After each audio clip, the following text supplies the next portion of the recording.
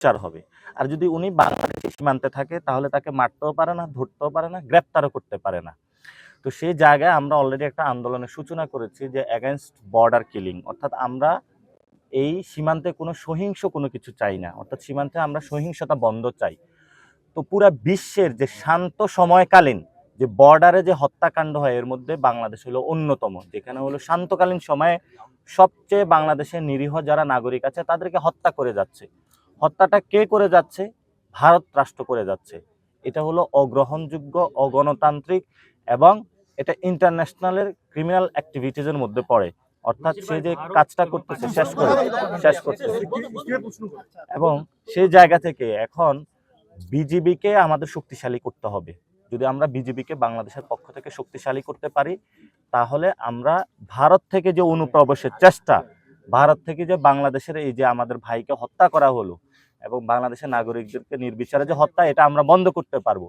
সাথে সাথে আমাদের সেনাবাহিনীকে শক্তিশালী করতে হবে, সরকারকে শক্তিশালী করতে হবে। যেই সরকার প্রতিষ্ঠিত হয় সেই সরকার হলো নতজানু কোনো পররাষ্ট্র নীতি নিতে পারবে না। তাহলে আমরা যখন সীমান্তবর্তী বাহিনীকে শক্তিশালী করব, শক্তিশালী পররাষ্ট্রনীতি নিব এবং সীমান্ত এলাকায় স্কুল, কর্মসংস্থান, মানুষের জীবনযাত্রা উন্নয়ন করব, তখন আমরা এই ধরনের হত্যাকাণ্ড বন্ধ করতে পারবো। আজকে আপনারা দেখেছেন যে আমরা কসবা সীমান্তে গিয়েছিলাম, ওইখানেও দুইজনকে ভারতীয় সীমান্তরক্ষী বাহিনী হত্যা করেছে। একজন ছিল কলেজ ছাত্র, তার কোনো অপরাধ ছিল না, জাস্ট তাকে ডেকে নিয়ে হত্যা করেছে। আর আজকে যেখানে এসেছি এটা হলো লালমনিরহাট, এটা হলো একটা কিলিং জোন, এখানে অধিকাংশ সময় হত্যা হয় লালমনিরহাটের যেই বর্ডারটা জুড়ে আছে। তা আমরা যখন ঢাকা থেকে আসতেছিলাম বললো যে ওইখানে কেন যাবা, কি করবা, সীমান্তে মানুষ আছে, ওরা মরবে, এত দিকে হলো নজর দিয়ে লাভ নাই। তা আমরা বলছি যে আমরা একটু আড্ডা দিই, মানুষগুলা জীবন দেখি।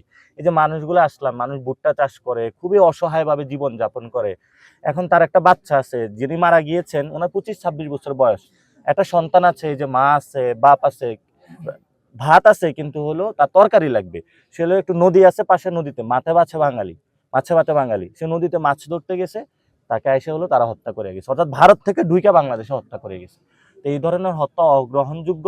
এবং বিজেপি যে প্রেস রিলিজ দিয়ে থাকে তারা গরু চোলান বা, এটা হলো সম্পূর্ণ মিথ্যা একটা প্রোপাগান্ডা। এটা একটা ভারতীয় বয়ান, এটা কোনো বাংলাদেশি বয়ান হইতে পারে না। আমরা বিজেপি থেকে সকল রাষ্ট্রীয় প্রতিষ্ঠানকে বলবো বাংলাদেশের পক্ষে দাঁড়ানোর জন্য।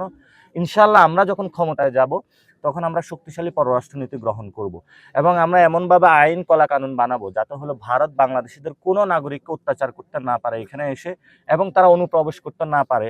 এবং এই বাংলাদেশের 50% মানুষ হলো তরুণ, এই তরুণদেরকে তারা ইয়াবাক দিয়ে, ফেন্সিডিল দিয়ে তারা সীমান্ত হলো বর্ডারে অনেকগুলা ফ্যাক্টরি স্থাপন করেছে, বাংলাদেশের যুব সমাজকে তারা নষ্ট করে দিচ্ছে। আপনি জানেন যে চায়নার ওই সময় আফিম যুদ্ধ, ব্রিটিশরা যখন চায়নাকে জয় করতে পারতেছিল না তখন তারা আফিমে তাদেরকে বুক করে দিয়েছিল। বাংলাদেশের মানুষের যখন শক্তিশালী হচ্ছে তরুণরা, ইন্ডিয়া এখন একটা প্রজেক্ট নিয়েছে, এদেরকে ফ্যান্সিডিল খাওয়ায়া, ইয়াবা খাওয়ায়া নষ্ট করে দিয়ে তারপরে যে কোনো সময় বাংলাদেশ হলো কবজা করে নিব, তারা এই প্রচেষ্টা চালিয়ে যাচ্ছে। তা আমরা যদি সীমান্তে সরকার সঠিক উদ্যোগ নেয় এবং যিনি ফরেন মিনিস্টার রয়েছেন, স্বরাষ্ট্রমন্ত্রী রয়েছেন, ওনারাও কোনো কার্যকরী কোনো অ্যাক্টিভ নিচ্ছে না, এবং তাদের যে দলটার নাম কি, জাতীয়তাবাদী নিয়ে আপনি দেশপ্রেম ভালোবাসবেন। খালেদা জিয়ার দুইটা গুণ ছিল, একটা ছিল জাতীয়তাবাদী আর একটা হলো ইসলামী মূল্যবোধ, এবং এই দুইটাকে মিক্স করে উনি গণতন্ত্রের ডাক দিয়েছিলেন।